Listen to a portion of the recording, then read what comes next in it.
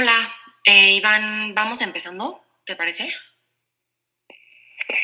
Adelante, gracias a ustedes y les doy la bienvenida. Hola a todos, somos Inés Cándano, y Rodrigo Durán y Federico Santa Cruz de Rich Müller y les vamos a dar una presentación de constitución de organizaciones sin fines de lucro. A ver, voy a... Hola, ¿cómo están todos? Como bien dijo Inés, formamos parte del equipo legal de Rich Müller, un despacho que principalmente se dedica a temas mercantiles y comerciales, principalmente temas de financiamiento bancario, fusiones y adquisiciones. En esta ocasión vamos a hablar de un tema un poco distinto a lo que generalmente vemos en el despacho, en el sentido de que estamos abordando el tema de organizaciones sin fines de lucro. Ahorita Inés nos va a ir llevando un poco por todo el tema que se refiere a cuestiones regulatorias, tanto para constituir como para organizar, y finalmente algunas causales de extinción, disolución o liquidación de este tipo de organizaciones. La idea es un poco que les platiquemos cómo vamos a o el tipo de sociedades o asociaciones o instituciones que comúnmente se utilizan para llevar a cabo finalidades de asistencia sin fines de lucro, de beneficencia, y digamos que tengan ustedes una idea de cómo en la práctica funcionan esas organizaciones, qué es lo que se debe de hacer para constituirlas y más o menos cómo es su organización en el día a día, ¿no? Porque pues muchas veces nos hablan de organizaciones sin fines de lucro, ¿no? Pero pues no tenemos ni idea de cómo es y si es una persona moral propiamente constituida, si es simplemente una persona que se ostenta como una organización o un grupo de personas que informalmente se hayan constituido como una asociación o una sociedad. Entonces, estos son temas que comúnmente vemos cuando se aborda el tema de organizaciones sin fines de lucro, y esperemos que con esta plática pues podamos un poco poder abordar de una manera comprensible para todos. Pues entendemos que no somos, que no son abogados, eso entiendo, Iván. Por ahí habrá alguien que tenga algún acercamiento con alguna organización, con alguna institución sin fin de lucro, pues que la idea es que al final de cada capítulo que hablemos de cada organización y cada sociedad, podamos ir viendo las dudas que les vayan surgiendo. Si estás de acuerdo, Inés, yo creo que un poco la mecánica puede ser que hablemos de cada capítulo de corrido, que al final de cada capítulo podamos concentrar dudas que los asistentes a esta conferencia tengan, y que así nos vayamos siguiendo a los siguientes capítulos, dejando espacio también al final de toda la presentación para poder resolver dudas generales, ya sea de pues probablemente vayan, como vamos a ir hablando de distintos tipos de sociedades, pues probablemente lo que no se les ocurrió en la primera, se les ocurra en la segunda en relación con la primera, o algo similar, ¿no? Entonces, la idea también es enriquecer esta plática con lo que ustedes tengan que decirnos, con las dudas que surjan, sobre todo pues porque pues habrá algunos de ustedes que tengan dudas más prácticas que teóricas, y muchas veces lo que dice la ley pues se queda corto con lo que pasa en la realidad, ¿no? Entonces esa es un poco la idea. Pues adelante, Inés, si quieres. Perdón, me presenté, Rodrigo Durán, no sé si Iván les pasó la semblanza de cada uno de nosotros. Yo soy abogado egresado por la Universidad por el ITAM. Tengo una maestría en Derecho por la Universidad de Columbia y un posgrado también del ITAM en Finanzas Corporativas. Llevo 3 años en Rich Müller y pues es un placer estar aquí con ustedes y platicarles un poco de este tema, ¿no? Inés, te dejo el piso, así que adelante. Bueno, yo soy Inés, no sé si también les pasaron nuestra información. Yo soy egresada de la universidad, llevo 2 años trabajando en Rich.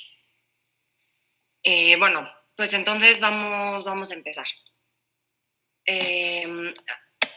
Bueno, nada más para empezar y nada más para recordarles que esta presentación que les vamos a dar no es considerada como asesoría legal como tal, sino más bien tiene que ser considerada de carácter informativo.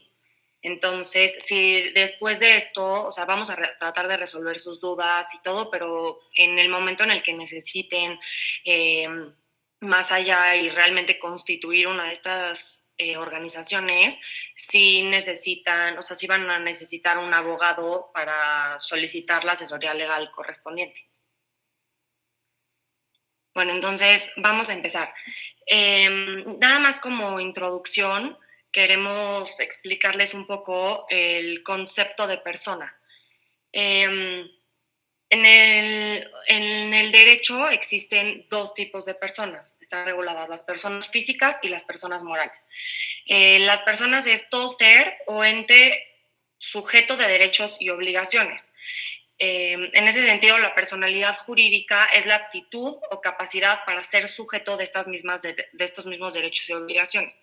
Entonces, las personas morales son entes distintos a los seres humanos que persiguen fines determinados y a los cuales el ordenamiento jurídico les otorga la posibilidad de ser sujetos a derechos y obligaciones. El Código Civil regula distintos tipos de personas morales y entre ellos están las sociedades civiles o mercantiles y las asociaciones distintas de las enumeradas de fines políticos, científicos, artísticos y etcétera. Entonces, solo les pusimos estas porque son en las que nos vamos a centrar en esta presentación. Y también es muy importante mencionar que las personas morales se regirán por las leyes correspondientes, que ya les iremos explicando cada una a cuál es la ley que le toca, y por su escritura constitutiva, que son sus estatutos. Entonces, un poco la diferencia entre una persona moral mercantil y civil es que las personas morales mercantiles tienen un fin lucrativo y una especulación comercial, sobre todo haciendo énfasis en lo de especulación comercial, son actos de comercio, y están regidas por diferentes leyes. Les son aplicables la Ley General de Sociedades Mercantiles, la Ley de Mercado de Valores, el Código Civil Federal y el Código de Comercio, entre otras leyes aplicables.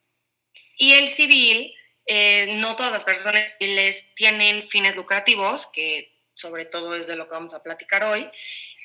Entre esto hay que distinguir en dos tipos, que son las que sí tienen fines de lucro y las que no tienen fines de lucro. Es muy relevante, la diferencia fundamental es que las civiles no tienen especulaciones comerciales, no hay actos de comercio. Y la legislación aplicable es local. En caso de la Ciudad de México, el Código del Distrito Federal, ahora Ciudad de México. Bueno, entonces ya voy a entrar a la primera, asociación civil. La asociación civil está regulada en el Código Civil del Distrito Federal, ahora Ciudad de México, y para constituir, lo que es una asociación civil es que es un contrato igual por virtud del cual varias personas físicas convienen a juntarse de manera que no sea enteramente transitoria para realizar un fin común que no esté prohibido por la ley y que no tenga carácter económico. Entonces, los elementos más importantes es que no sea transitoria, no sea una reunión transitoria, que tengan un fin común, que sea lícito y que no tenga carácter preponderantemente económico. Los requisitos para la misma son que el contrato de sociedad debe constar por escrito y las asociaciones civiles se rigen conforme a sus estatutos. los cuales deben estar inscritos en el registro público para surtir efectos contra terceros. Bueno, la organización un poco de estas asociaciones en general hay tres, que son sus órganos son la Asamblea General, Administración y Vigilancia. Entonces, el órgano supremo de la asociación civil es la Asamblea General. Únicamente puede tratar los temas establecidos en el orden del día, lo cual quiere decir que cuando se hace una asamblea se enlistan los puntos que se van a tocar en esa asamblea y sobre eso versa toda la asamblea. También es muy importante que en los estatutos deben preverse estos órganos de administración y vigilancia. Ahí es donde se deben de establecer quiénes van y cómo va a funcionar. Bueno, en la Asamblea General se reúne en la época fijada en los estatutos o cuando sea convocada y se resuelve sobre distintos asuntos como la admisión y la exclusión de los socios, la disolución anticipada o prórroga de la asociación, nombramiento de director o de directores que han sido nombrados en la Constitución, revocación de nombramientos o demás asuntos que se pueden prever también en los estatutos. Las asociaciones civiles, a diferencia de las sociedades mercantiles, no tienen la obligación de protocolizar las actas, las actas de asamblea. Pero en la práctica es recomendable que las actas sí sean protocolizadas, no obstante que no es una obligación legal, o sea, no está previsto en una legislación que se tiene, pero es recomendable que sí se protocolice. Y bueno, la administración y la vigilancia deberá preverse en los estatutos sociales. Volviendo un poco a la Asamblea General, esto es lo que se prevé y aunque no se prevé que tengan que hablar de estados financieros y así, porque no está regulado en el Código Civil, también en la práctica, que es un poco lo que les voy a platicar después, sí se utiliza un poco la Ley General de Sociedades Mercantiles y sí establece que en las asambleas generales es mejor, o sea, una vez al año revisar los estados financieros, como un poco ver el balance y el estado financiero de la asociación, como para tenerlo en cuenta. O sea, aunque no es una obligación porque no está regulado en ese código, es una recomendación y se hace en la práctica. Bueno, para la administración y vigilancia, igual estos órganos se deben prever en los estatutos sociales y la administración de la asociación civil estará a cargo de uno o varios directores, los cuales van a tener facultades que se conceden en los estatutos y en la Asamblea General. En la práctica, las asociaciones civiles se basan en disposiciones previstas en la Ley General de Sociedades Mercantiles, que es lo que les estaba explicando, y la elaboración también de sus estatutos, pero pues estas mismas disposiciones no son obligatorias para las asociaciones civiles, es más bien lo que vemos día a día. También es posible pactar en los estatutos la forma de organización de los libros corporativos, que tiene que llevar la administración de la asociación. No existe disposición expresa, vuelvo a lo mismo, de cómo deben llevarse estos libros, y en la práctica se utiliza como base otra vez la Ley General de Sociedades Mercantiles, que en dicha ley se establece cómo esas sociedades mercantiles deben llevar estos libros y nosotros en la práctica también así lo llevamos las asociaciones civiles.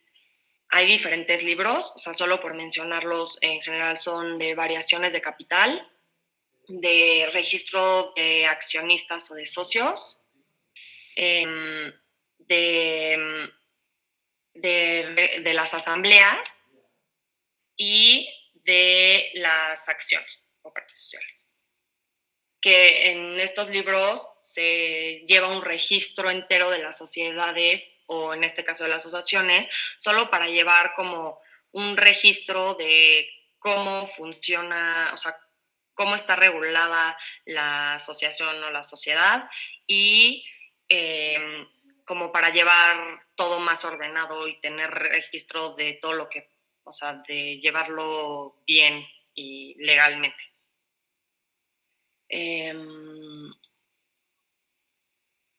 De la admisión y la exclusión de los asociados, la calidad de asociado es intransferible. Cada asociado tiene un voto. La asociación puede admitir y excluir asociados por mayoría de votos. Los miembros de la asociación tendrán derecho, sí, de separarse, pero tienen que dar un aviso previo de 2 meses de anticipación. Y los asociados solo podrán ser excluidos de la sociedad por causas que señalen los estatutos. Entonces, en los estatutos se tienen que prever distintos supuestos en los cuales se podría excluir a un asociado. Igual, cualquier otra disposición debe ser pactada en los estatutos. Entonces, los estatutos son la ley divina de cada asociación. Y luego, para la extinción y la liquidación, igual, las causas previstas en los estatutos, por consentimiento de la Asamblea General, si todos en la Asamblea General llegan a un acuerdo de que se va a extinguir y liquidar la asociación, por haber concluido el término fijado con la duración o por haber conseguido totalmente el objeto de la fundación, porque en teoría las asociaciones tienen, como se juntan con un objeto en común, tienen que llegar a ese objeto. Entonces, si se cumple el objeto, se puede extinguir la asociación. Por haber vuelto incapaces, o sea, si ya no logran cumplir con el fin para el que fundaron esta asociación, o por resolución dictada por una autoridad competente. Y en este caso, la Asamblea solo podrá atribuir a los asociados la parte del activo social que equivalga a sus aportaciones. Entonces, veo que hay una pregunta. No sé si Miriam entró más tarde, pero justo habíamos dicho que las preguntas son al final de cada capítulo y este es el final de uno de los capítulos. Protocolizar un acta significa que ante notario, o sea, tienes el acta de asamblea, o sea, hacen la asamblea y se lleva ante notario. Quiere decir que el notario da fe de que, o sea, consta ante notario que la asamblea sí se realizó y cómo se realizó. Correcto, Inés. Efectivamente, la idea es que las preguntas las podamos ver a final de cada capítulo. Y justo este es el momento antes de pasar a la sociedad civil. Digamos, un poco recapitulando lo que dijo Inés, las sociedades civiles, las asociaciones civiles, perdón, lo importante es que se juntan personas para la consecución de un fin común sin tener ese fin una preponderancia económica, es decir, sin querer obtener lucro de eso mismo, ¿no? Digamos, en general, y lo vamos a ver más adelante también con las asociaciones civiles y con las instituciones de asistencia privada, la vida de estas personas morales las rige en primer lugar la ley, en este caso el Código Civil, en segundo lugar su escritura constitutiva, que es el documento el cual se hace constar este contrato, porque al final del día lo que es una asociación y una sociedad es un contrato. Es un contrato por virtud del cual estas personas, ya sea para una o para otra, acuerdan la persecución de este fin común y acuerdan cualquier particularidad que quieran que se regule en esta asociación o sociedad, dependiendo del caso. Y finalmente los estatutos. Entonces, quedarnos con esta idea, ¿no? De que la vida de tu asociación la va a regir estas tres fuentes: la ley, tu escritura constitutiva y tus estatutos. Los estatutos generalmente, o más bien siempre los vas a encontrar en tu escritura constitutiva.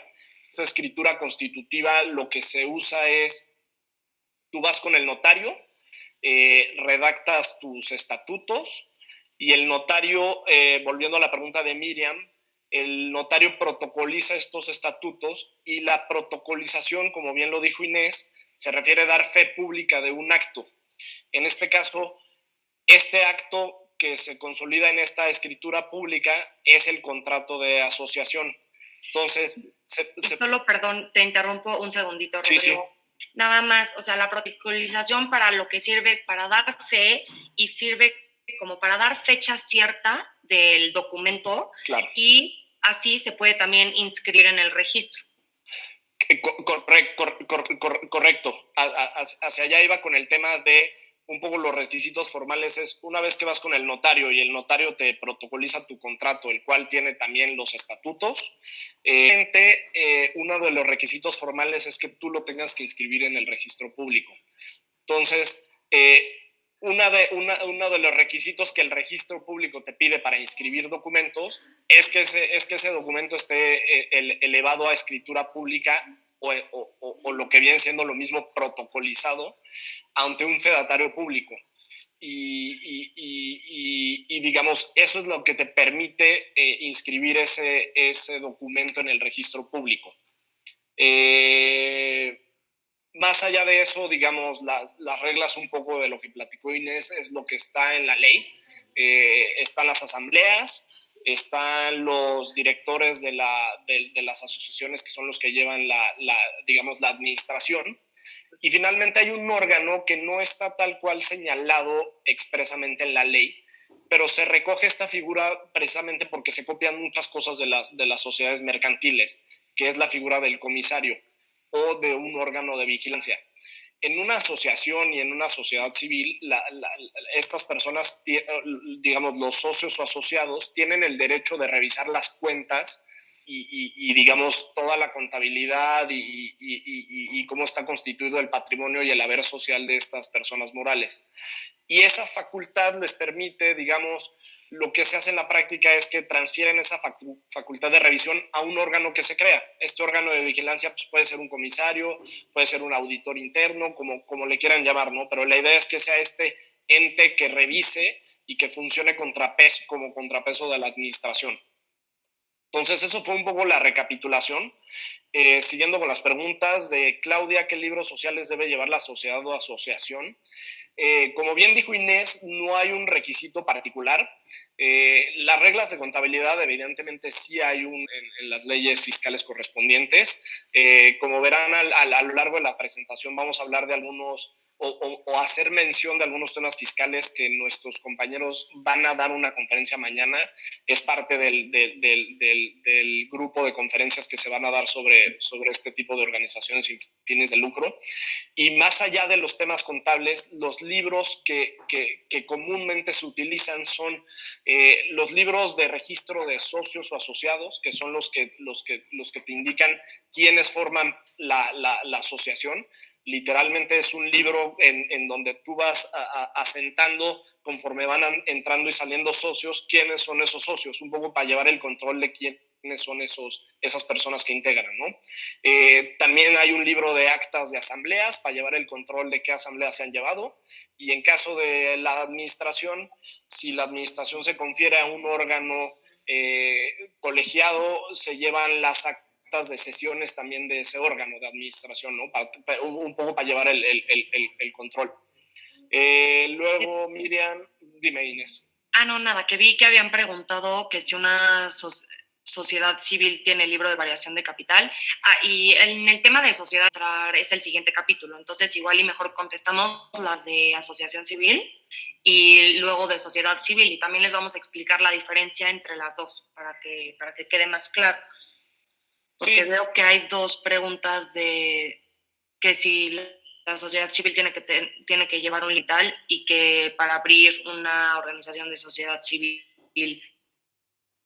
si pueden ser también extranjeros o mexicanos, o sea, mexicanos y extranjeros. Eso lo podemos también ver en el siguiente. Sí, de acuerdo, pero digamos, un poco traspasando esa pregunta a asociaciones, Sí pueden ser mexicanos o extranjeros las personas que integran esta asociación, en su caso también la sociedad civil.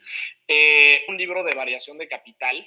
El tema con la asociación civil, a diferencia de la sociedad civil, que ahorita lo vamos a platicar, la asociación civil, como no es de lucro, no es relevante el capital social. De hecho, no te exige una aportación de capital social, ¿no? Tú podrías vivir sin siquiera mencionar ese capital social y simplemente con las actividades de los propios socios se mantiene esta asociación, ¿no?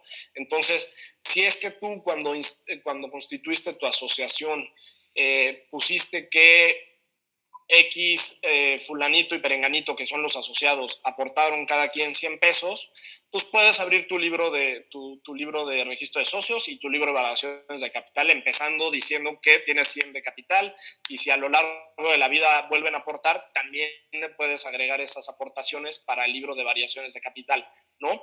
Generalmente este libro se incluye o su origen es una sociedad anónima de capital variable, en donde hace sentido tener este libro y que además te lo exige la ley, ¿no? Pero en este caso no es obligatorio. El registro de inscripciones ante el registro público de la... Sí, Claudia, este registro es ante el registro público de propiedad y comercio. El registro público como opera es que tiene distintos folios.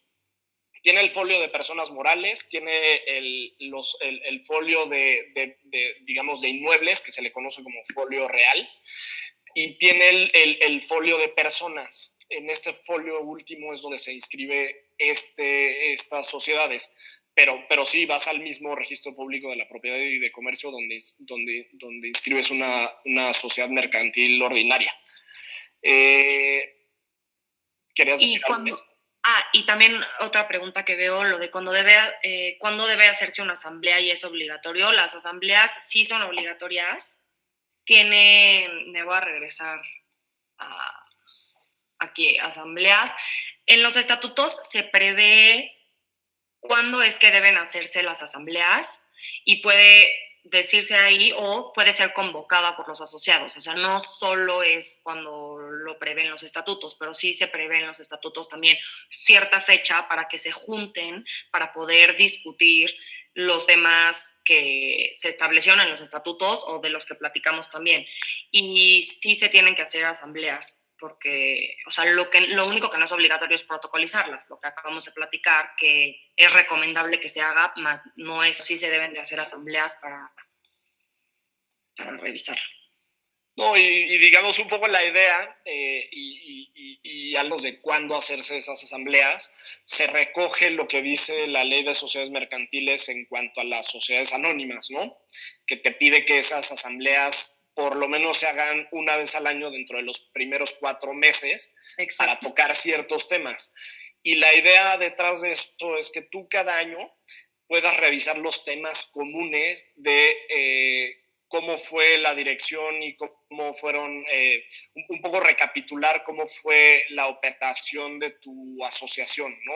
Y aprobar las cuentas y aprobar los informes que te presente el órgano de administración de esa asociación. Entonces, va a ser obligatoria en la medida en que esté establecido el plazo en los estatutos. Generalmente sí se establece un plazo, y en la medida en que también los estatutos te digan en qué casos deba ser obligatoria, ¿no? Y luego veo otra pregunta que creo que se nos pasó, Rodrigo, que dice, para constituir legalmente una fundación, ¿debe existir capital? Es decir, ¿debemos tener una cuenta o algo así? Dime. Vas. Justo creo que efectivamente se nos pasó, justo creo que lo toqué más o menos en una de las respuestas. En el caso de la AC, no te pide un capital. Evidentemente, en la práctica, pues vas a requerir recursos, ¿no? Y una buena manera de tener recursos es mediante la aportación inicial o la aportación consecutiva que hagan los asociados, ¿no? Estas aportaciones consecutivas en la práctica se les conoce como cuotas. Entonces, tengas o no la obligación de tener cuotas o se inicies o no con un capital social, pues vas a tener dinero, ¿no? Y en ese sentido, sí vas, o sea, pues en la práctica vas a requerir tener una cuenta bancaria, ¿no?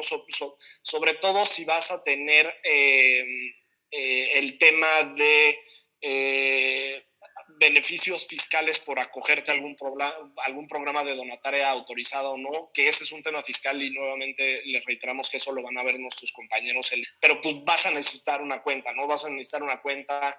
A complementar, exacto. O sea, lo que quería decir es que o sea, le aportan dinero, el cual no regresa a ellos como utilidades, o sea, es para la asociación, y las asociaciones en la práctica de donde sacan muchos fondos son justo de donaciones. Entonces es importante, la plática de mañana les van a platicar lo que es ser donatario autorizado, pero las asociaciones civiles les recomendamos, o sea, es de donde puedes sacar más fondos de donaciones de distintas personas. Claro, y esas donaciones son deducibles para quien las hace, pues requerirá hacerlas a una cuenta bancaria, no en efectivo. Entonces, un poco va ligado a la necesidad. Iván nos pregunta, habiendo un presidente ejecutivo y un secretario, ¿se considera que la forma de gobierno corporativo es la misma que la de un administrador único? Dependerá de tus estatutos, Iván. Si tú en tus estatutos prevés que el órgano de administración tenga un presidente y un secretario, y el secretario forma parte de ese órgano de administración, se entiende que es un órgano de administración de dos, ¿no? Pero si tú tienes un presidente único, por así decirlo, y solamente tienes a tu secretario como una figura auxiliar de la administración sin formar parte de ese órgano de administración, pues sí se entenderá que ese presidente ejecutivo será un administrador único, ¿no? Pero todo depende de cómo estén redactados tus estatutos para poder saber si estamos frente a una administración de una sola persona o si estamos frente a un órgano de administración de dos o más personas, ¿no? Eso siempre hay que remitirnos a los estatutos, que es lo que regula este tipo de situaciones. Perfecto. Si quieres seguimos, Inés, y seguimos al siguiente. Con gusto, Iván. Perfecto. Bueno, entonces ahora vamos a entrar a las sociedades civiles, que también están reguladas en el Código Civil de la Ciudad de México. La sociedad civil es otra vez, este también es un contrato por virtud. Una sociedad, o sea, socios se obligan mutuamente a combinar sus recursos o sus esfuerzos para la realización de un fin común de carácter preponderantemente económico, pero que no constituya una especulación comercial. Entonces, es igual la combinación y no constituyen una especulación comercial, pero aquí sí en general hay un carácter preponderantemente económico. Y aquí sí los socios aportan su capital, o sea, las aportaciones que les llamamos, las aportaciones de los socios pueden ser en dinero, en otros bienes o en industria. Y sí implica que es cualquier bien que sea que están aportando, sí lo transmitan, o sea, a la sociedad, al dominio de la sociedad. Y lo que o sea, también lo estamos mencionando aquí porque puede ser, digamos, sin fines de lucro. Sí, en los estatutos se prevé que las utilidades de la sociedad, en vez de repartirse entre los socios, que eso sería la regla general, se destinen únicamente a la consecución del objeto social. Entonces, los socios en este caso aportarían distintos bienes y después, conforme vaya funcionando la sociedad y conforme vaya creciendo y regresando, en vez de regresarles las utilidades a los socios, ese capital se iría de regreso a la sociedad para seguir creciendo la sociedad para su fin. Voy a seguir al siguiente. Bueno, los requisitos para la sociedad son: el contrato debe constar por escrito, debe estar inscrito en el registro de sociedades civiles, y debe contener los elementos del artículo 2693 del Código Civil de la Ciudad de México.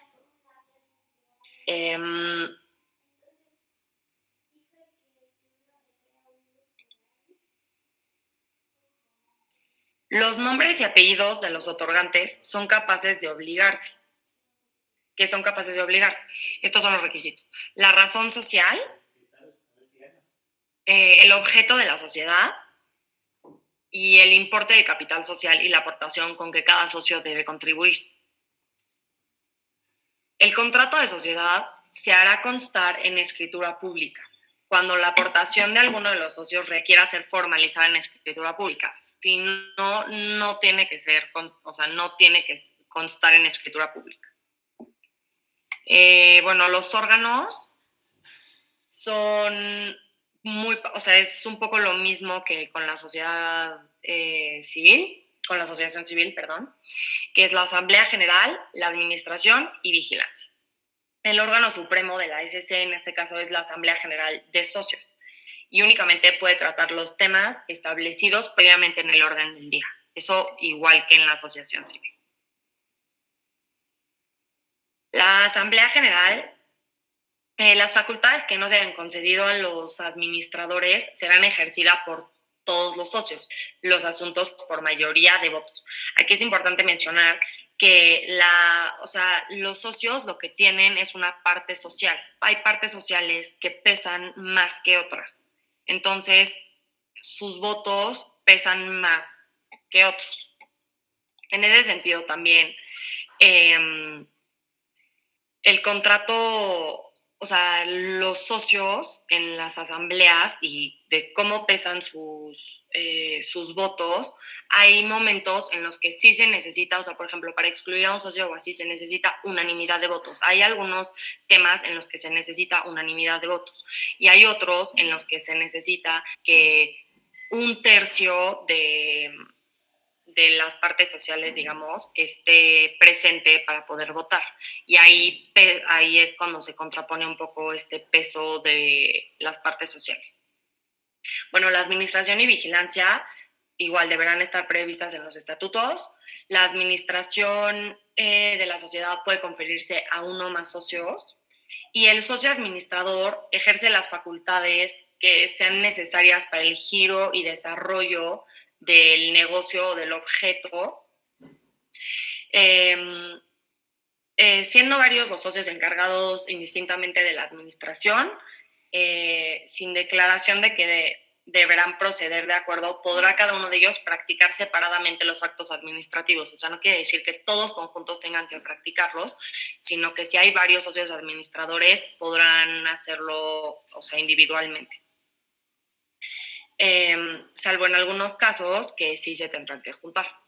Luego, en la práctica, las sociedades civiles se basan en las disposiciones, esto igual que en la Ley General de Sociedades Mercantiles, para la elaboración de los estatutos, y sin embargo, un poco lo mismo que en las asociaciones civiles, estas disposiciones no son obligatorias, pero pues en la práctica son las que se utilizan, ¿no? Y uno de los libros corporativos, es posible pactar en los estatutos la forma de organización de los libros corporativos y que en su caso lleve la administración de la sociedad, pero no existe disposición expresa de cómo deben llevarlos. De la admisión y exclusión de las aportaciones y pérdidas de socios, será nula la sociedad en que se estipule que los provechos pertenezcan exclusivamente a uno de los socios nada más, o que todas las pérdidas sean de uno u otros. O sea, los socios, sí, las utilidades que reciben, sí establezcan los estatutos y depende de cuánto pese una parte social que otra, se puede ir a uno más que a otro, pero se divide de forma proporcional y las pérdidas también son para todos. No puede uno solo decir las pérdidas son para él o las ganancias son para él. Así no funciona. no puede obligarse a los socios a hacer una nueva aportación. O sea, en realidad la aportación es en el momento en el que se tiene que hacer la aportación, que es cuando se constituye o si entra un nuevo socio y tiene que hacer su aportación, pero no se le puede obligar a hacer otra después si la sociedad necesita de algo. Las obligaciones sociales estarán garantizadas por la responsabilidad ilimitada de los socios administradores. Entonces, el socio administrador sí responde con todo su patrimonio, digamos, por la sociedad.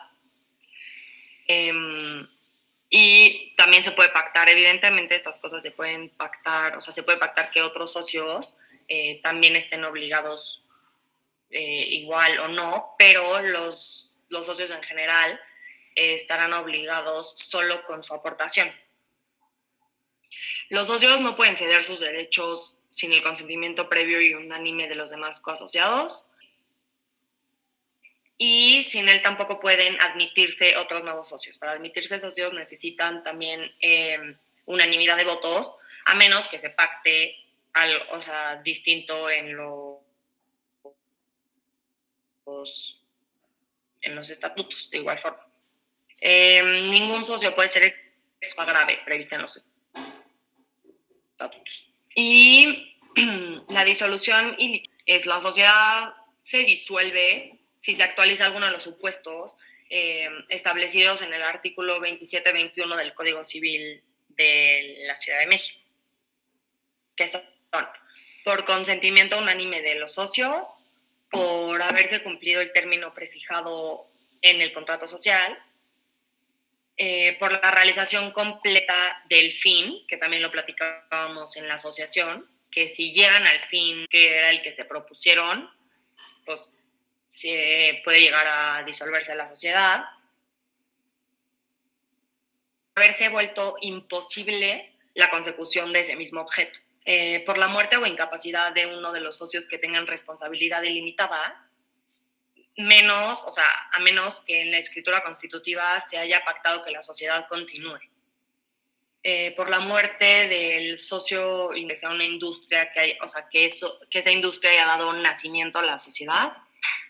Por la renuncia de uno de los socios, no se trata de sociedades de duración indeterminada y los otros socios ya no deseen continuar con la sociedad, o por resolución judicial.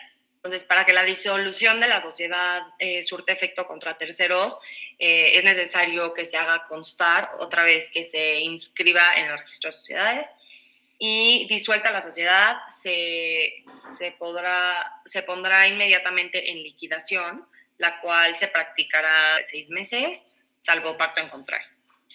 Existen diversas disposiciones en relación con la repartición del haber social, que después de la liquidación a repartir esas utilidades.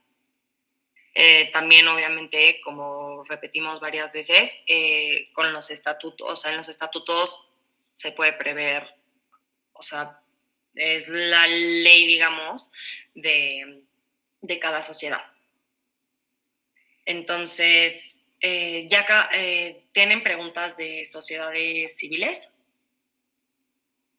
Digo, mientras recibimos preguntas, y un poco otra vez haciendo el ejercicio del capítulo anterior, digamos, pudieron notar que más o menos es similar la organización de una asociación y una sociedad, en el sentido de que las dos tienen su órgano supremo, que es la Asamblea de Socios y Asociados, en su caso.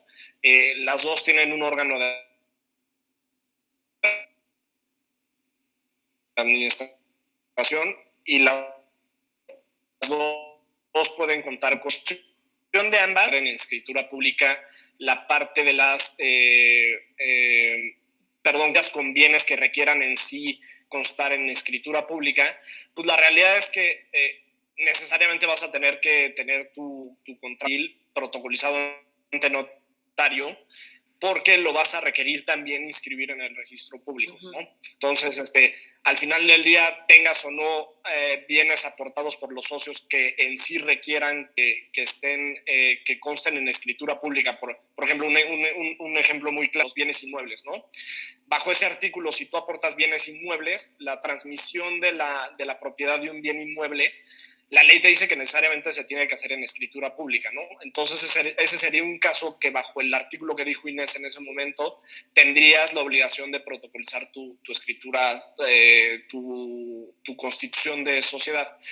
Pero pues, la realidad es que lo tienes que hacer sí o sí porque vas a necesitar registrarla ante el registro público y el registro público no te va a dejar inscribir esa protocolización, ¿no? Un poco digamos, la diferencia principal de una asociación civil y una sociedad civil es el fin que persigue, ¿no? Mientras la AC no tiene fin de lucro, la ASC tiene fin económico, que significa eso, ¿no? Que al final del día preponderantemente va buscando un lucro. Ahora, un poco para explicarles el por qué estamos viendo este tipo de figura social cuando estamos hablando de organizaciones sin fines de lucro, la razón es porque, aunque suene un poco contraintuitivo, la ley del impuesto sobre la renta, que nuevamente les van a platicar más a detalle los fiscalistas mañana, les otorga la posibilidad de también dar este permiso de donataria autorizada a las SCs. Y en esos requisitos, como tendría que ser que en sus estatutos pongan que sus fines no van a ser lucrativos y que actividades no van a ser repartidas entre sus socios, sino más bien van a ser destinadas al fin social para el cual se constituyó esa SC.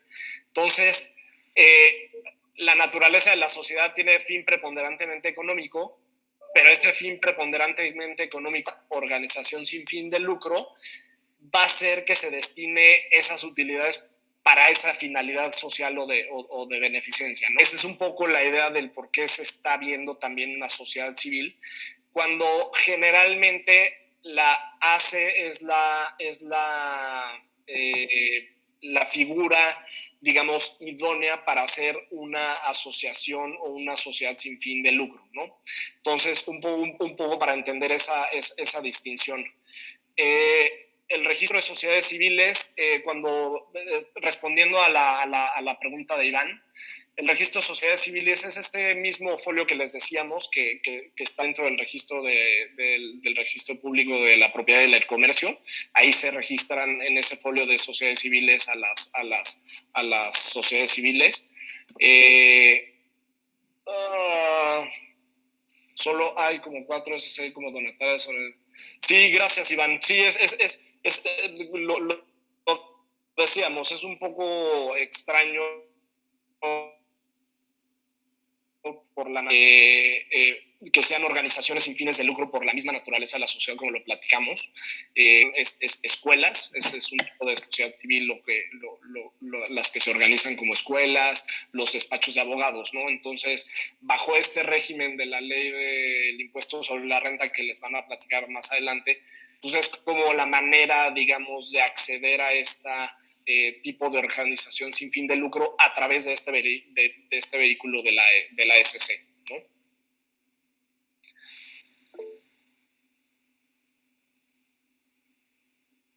¿no? No hay más preguntas de sociedad civil. Creo que si no hay más preguntas podemos seguir, Inés, con el tema de IAPS para que nos dé tiempo y luego seguirnos con poderes. Perfecto. Entonces, la figura que vamos a ver es instituciones de asistencia privada, que comúnmente llamadas IAP. Son reguladas en la Ley de Instituciones de Asistencia Privada. En este caso, existen estas IAP, asociaciones de beneficencia privada, que se constituyen conforme a diversas leyes estatales, o sea, depende un poco del estado en el que se encuentren. En este caso, nos vamos a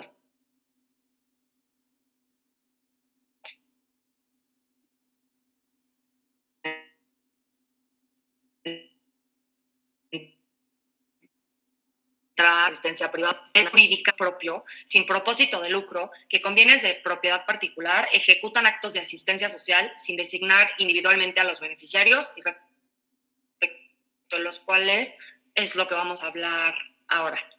Bueno, los elementos principales son que tiene patrimonio propio, que es sin fines de lucro y sobre todo que es para actos de asistencia social. Esta ley establece que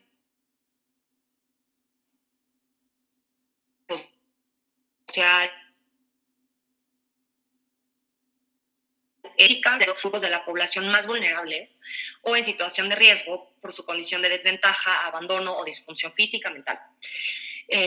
Y son necesarias para valerse por sí mismas y ejercer sus derechos con el objetivo de...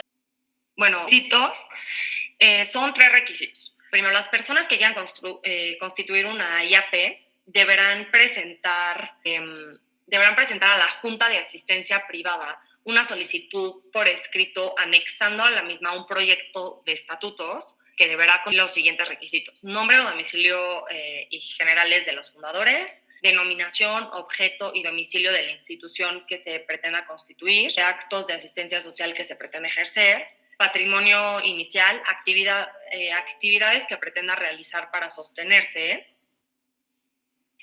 el patrimonio inicial, incluyendo el inventario, y las personas que fungirán como patronos o que formarán parte de los órganos de la misma, que eso ahorita voy a explicar lo de los órganos de estas instituciones, en el entendido en el que el patronato, que es uno de los órganos, deberá estar integrado por un mínimo de 5 miembros. Luego, carácter permanente o transitorio de la IAP y bases generales para la administración. Es anexado a la solicitud por escrito a esta junta.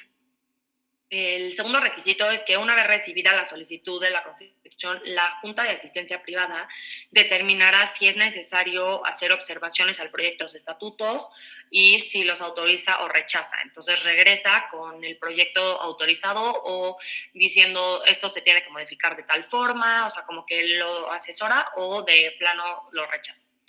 Y la tercera es que ya los estatutos por la Junta, esta expedirá una copia certificada de los mismos para que se protocolicen ante notario y se inscriba la escritura correspondiente en el registro público de la propiedad y comercio. Nada más como comentario, las instituciones de asistencia privada tendrán personalidad jurídica desde que se dicte la resolución a que se refiere el último requisito del que hablé.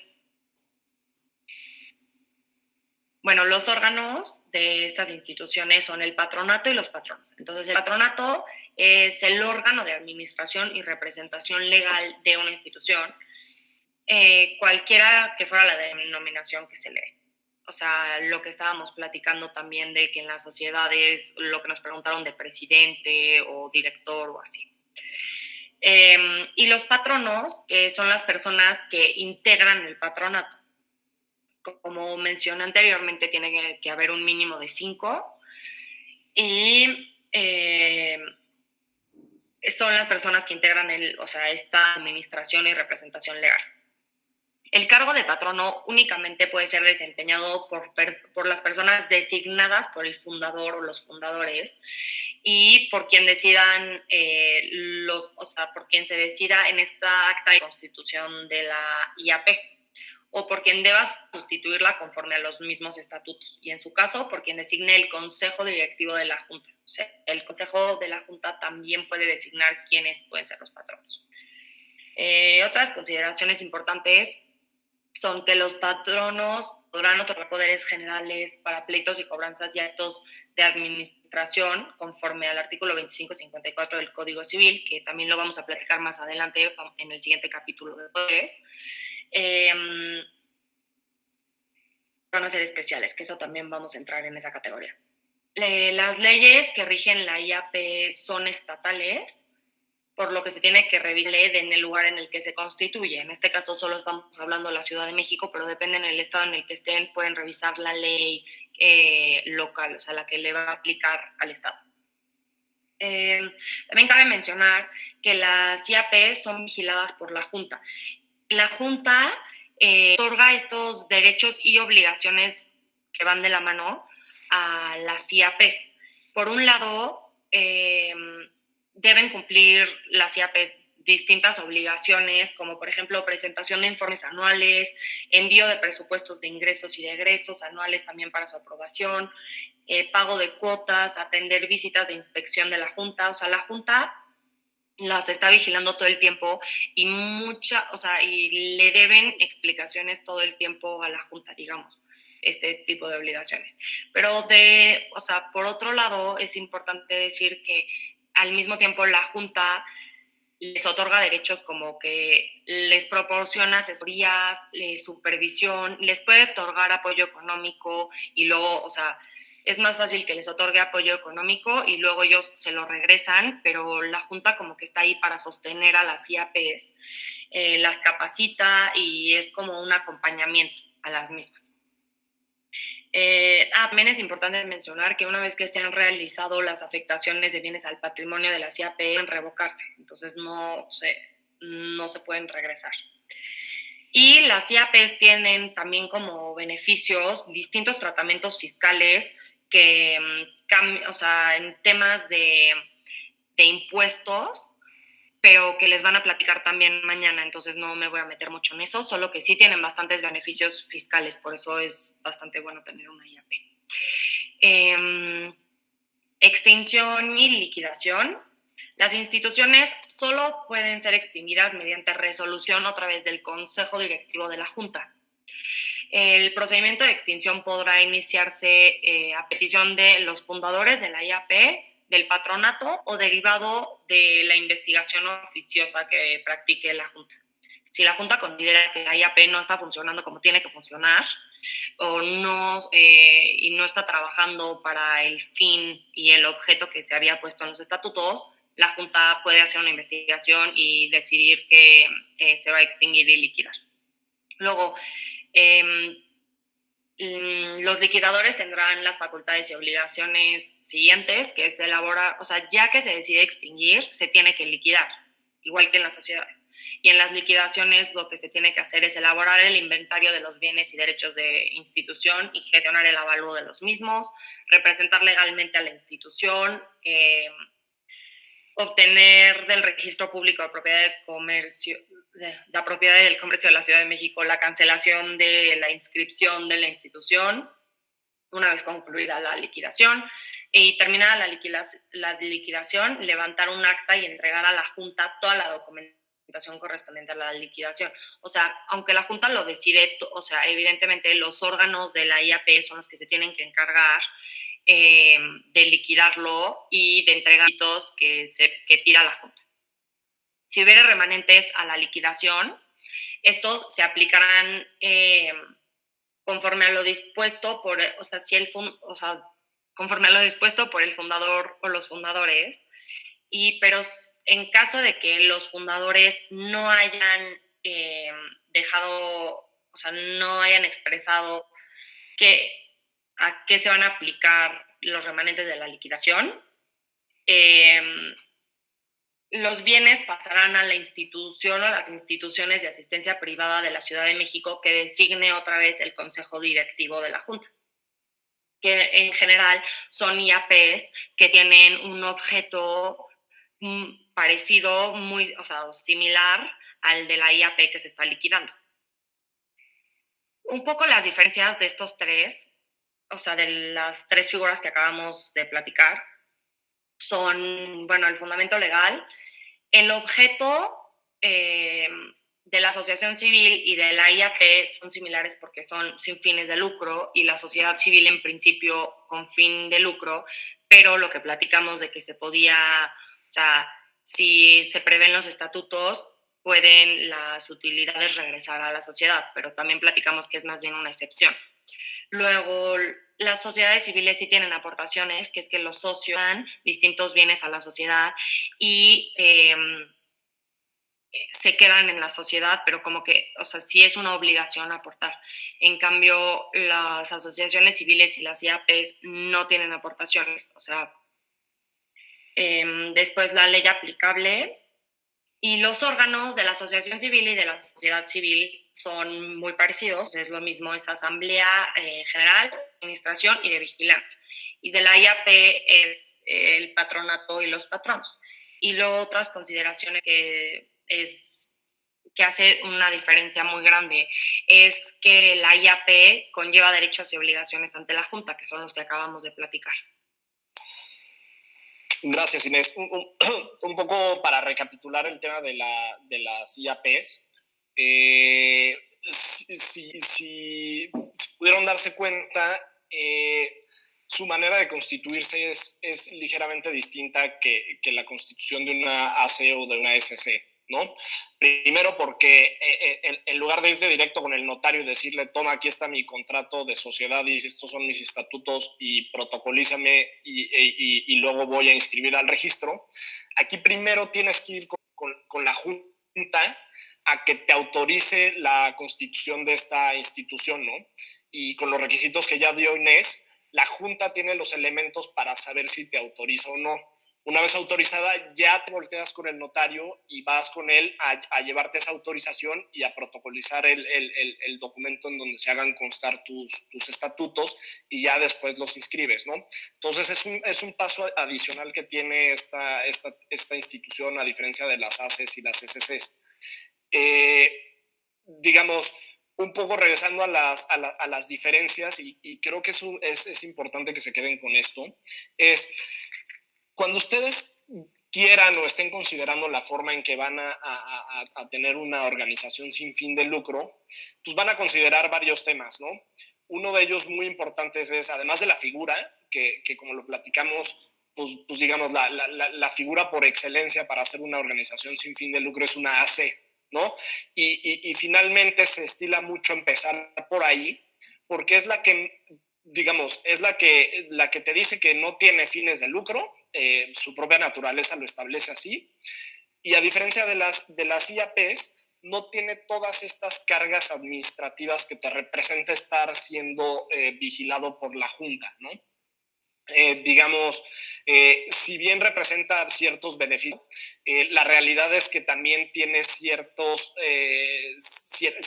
cargas que quizás si estás empezando con una organización de lucro, pues te conviene más empezar por una AC normal, transitar después a una AC con autorización otorgada por el SAT para recibir donaciones deducibles de impuestos, y luego tal vez llevarla dependerá de cómo vayan evolucionando su organización, pero digamos, esa es una opción para empezar, ¿no?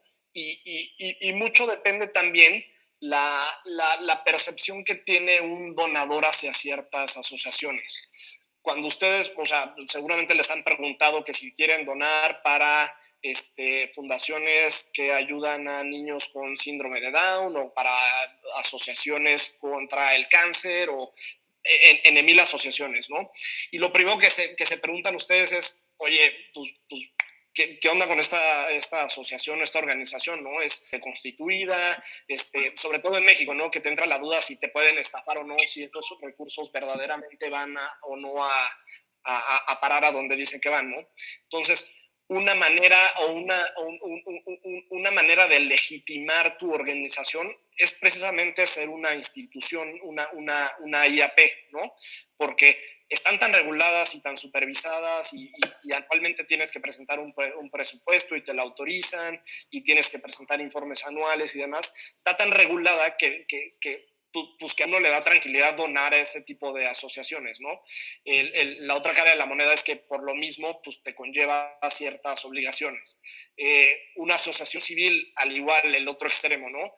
Si no estás autorizada como donataria para efectos de la ley del impuesto sobre la renta, pues también a lo mejor tus donantes pues se cuestionan si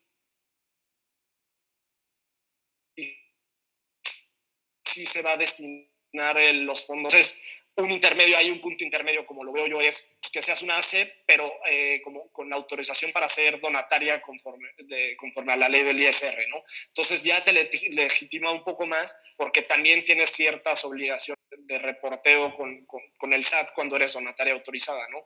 Entonces, un poco lo que les quiero dejar es dependen de cuál es la vida de su organización, en qué momento de su organización están, para saber qué vehículo utilizan, ¿no? Tómenlo mucho en cuenta. Vale la pena para muchas asociaciones que ya llevan tiempo y que ya tienen suficientes fondos y demás como para soportar esta carga administrativa, el transitar hacia una institución de asociación privada, ¿no? Entonces eso creo que es importante. Si tienen alguna pregunta, ahora es el momento. Si no, creo que podemos pasar al tema de los poderes, Inés, y al final dejar 5 minutitos por si se les ocurre alguna otra cosa. Ok.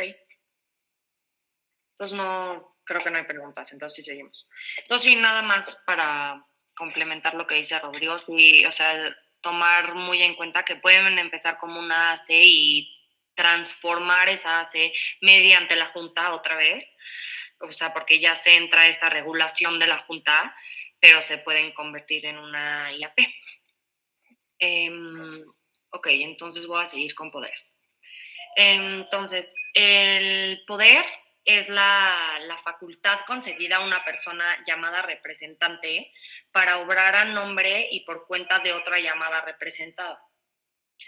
Tiene 3 tipos de fuentes, que es, o sea, los poderes se pueden otorgar por ley, que es la patria potestad y socios administradores de una sociedad, por resolución judicial, que lo nombra un juez, o unilateralmente por el otorgante, que es en este caso de la AC, SC o IAP de lo que estamos platicando.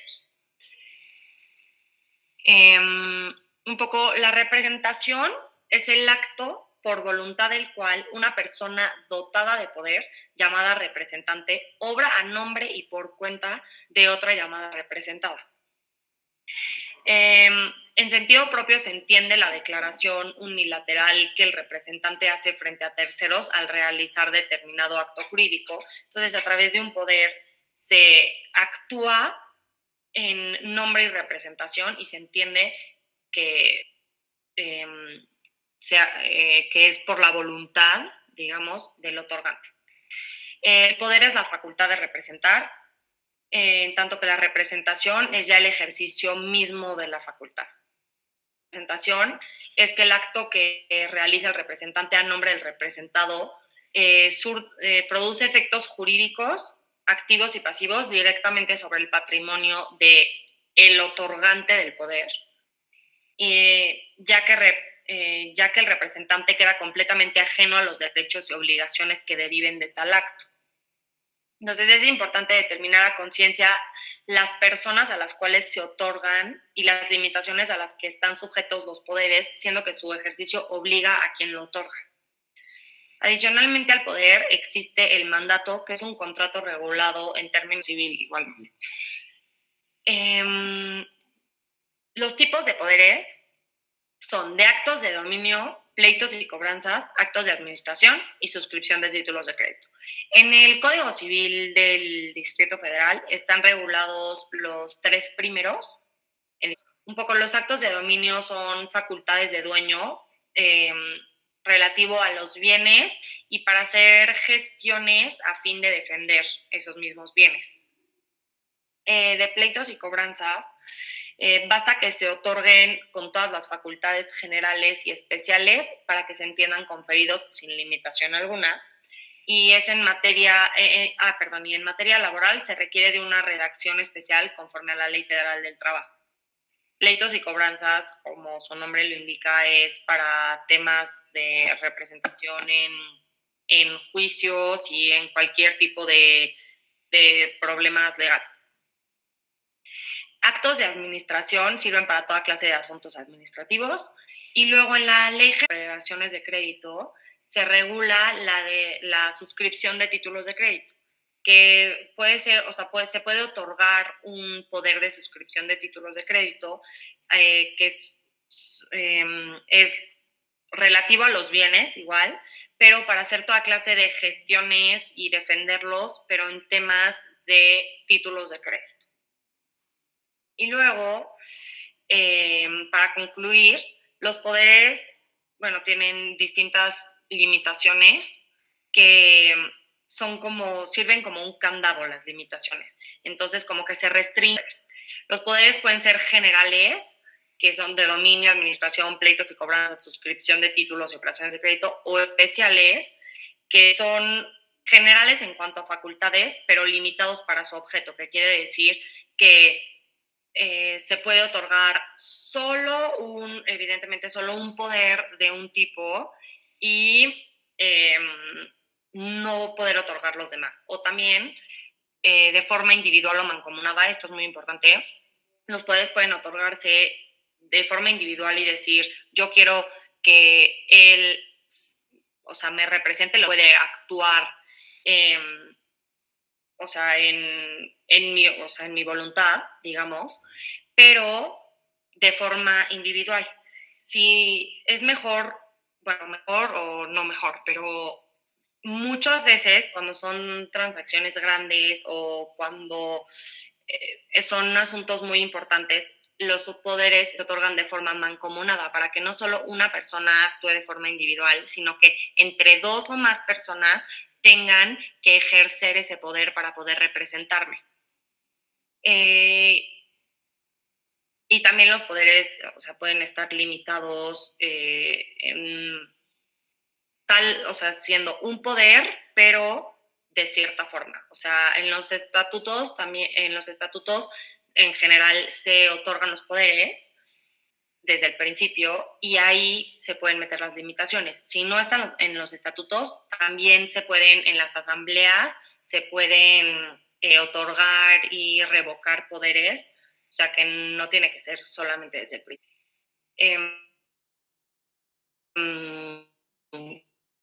Los estatutos de la asociación o sociedad establecerán los requisitos que se deban cumplir para el otorgamiento de poderes, que es lo que estoy diciendo. En los estatutos son las reglas mediante las cuales se van a otorgar estos poderes, pero se pueden otorgar o revocar.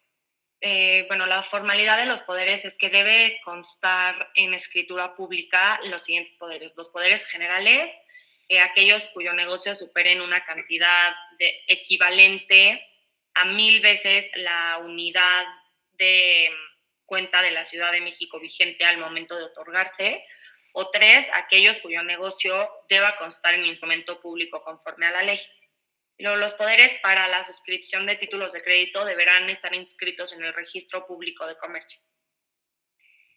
Y las implicaciones de los poderes: se actúa en nombre y cuenta de la sociedad o de la institución o de la asociación, siempre y cuando el apoderado no actúe más allá de sus facultades. Si actúa más allá de sus facultades, o sea, de las facultades otorgadas en el poder que tiene, ya no entra en la esfera jurídica de la sociedad o la asociación, sino que entra en su propia esfera jurídica.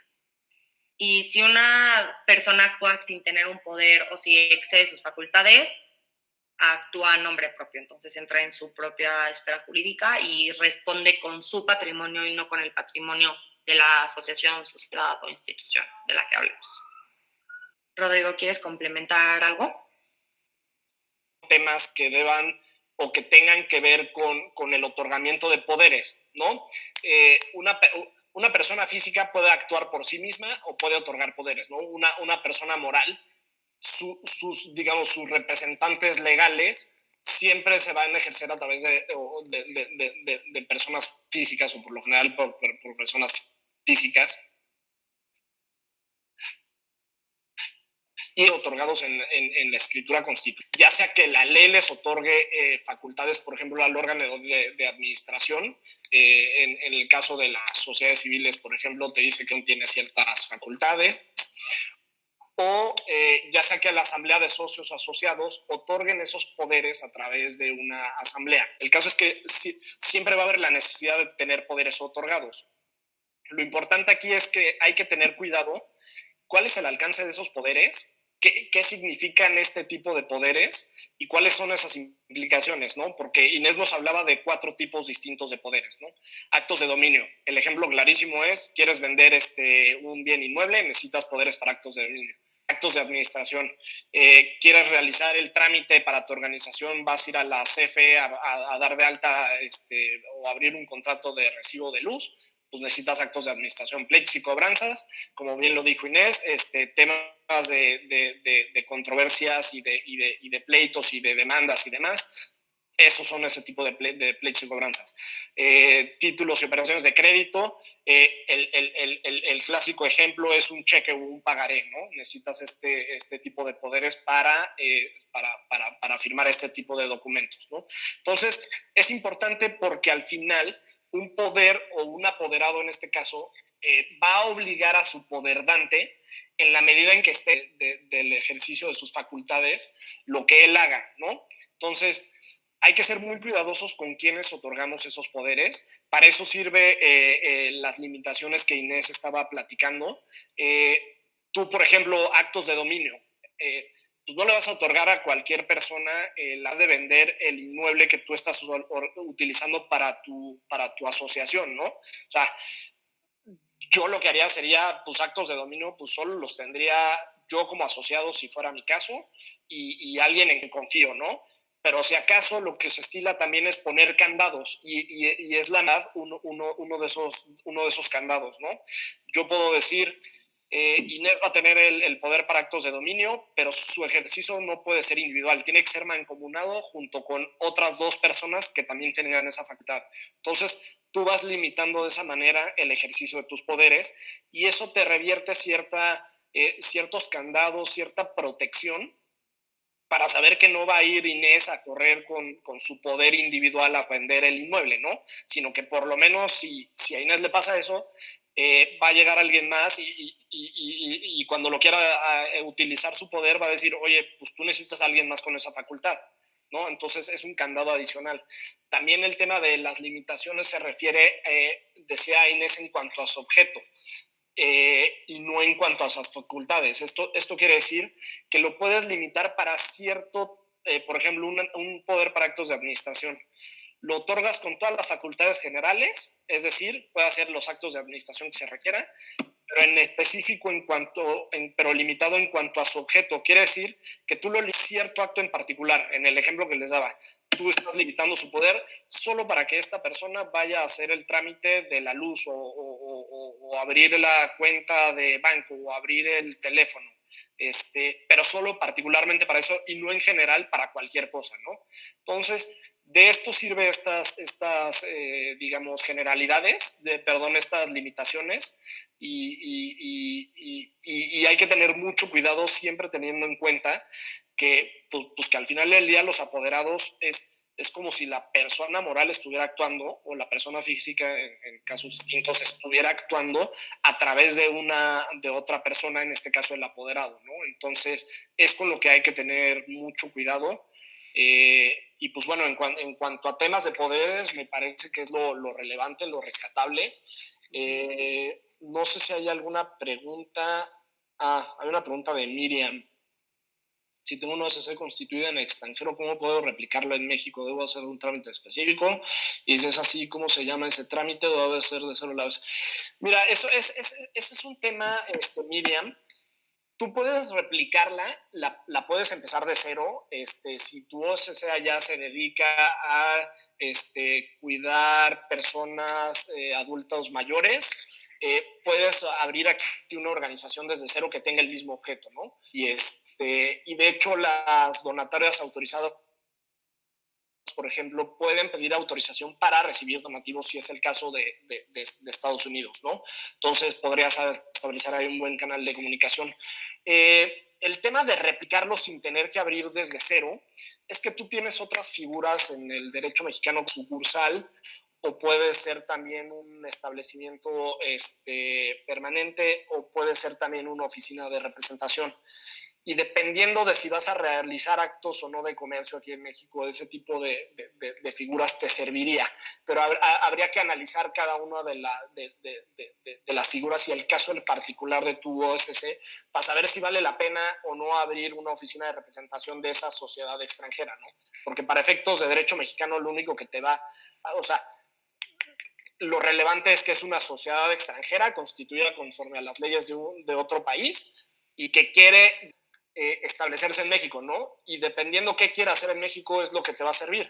Si quieres solamente hacer publicidad de tu OSC extranjera, pues probablemente lo único que te sirva sea, o lo que más te sirva sea una oficina de representación, ¿no? Si quieres hacer más actos, pues hay que ver qué tipo de actos y de no hacer una sucursal, ¿no? Pero al final del día, si quieres diversos beneficios fiscales o los beneficios que te otorga ser una IAP, pues necesariamente tendrás que constituirte como una sociedad mexicana, ¿no? De eso va a depender un poco. Y hay otra pregunta, ¿los apoderados tienen que rendir cuentas ante la sociedad? Sí, los apoderados tienen que rendir cuentas, o sea, porque al fin y al cabo estás actuando en nombre y por cuenta de la sociedad o de la asociación. Entonces, hay rendición de cuentas después. O sea, digamos, es más bien una práctica, ¿no? Sí es importante que si tú tienes un apoderado, pues al final del día el apoderado te va a decir, oye, pues fíjate que hice esto o hice lo otro, ¿no? Obligación, pues legalmente pues no la tiene, ¿no? Pero sí moralmente, y sí es común que te exijan el rendimiento de este tipo de cuentas, como bien decía Inés, ¿no? Ya vi las otras preguntas, perdónenme. ¿Cuándo deben los poderes especiales? ¿Tienen que estar protocolizados? Por ejemplo, en ese momento. Sí, los poderes especiales se protocolizan también en ese ejemplo.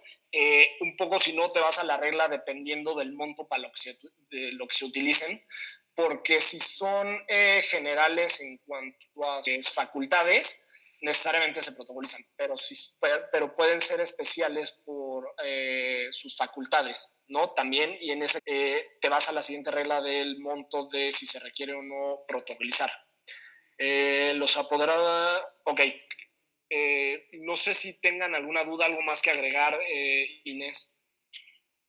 Creo, ya no hay más preguntas tampoco. No.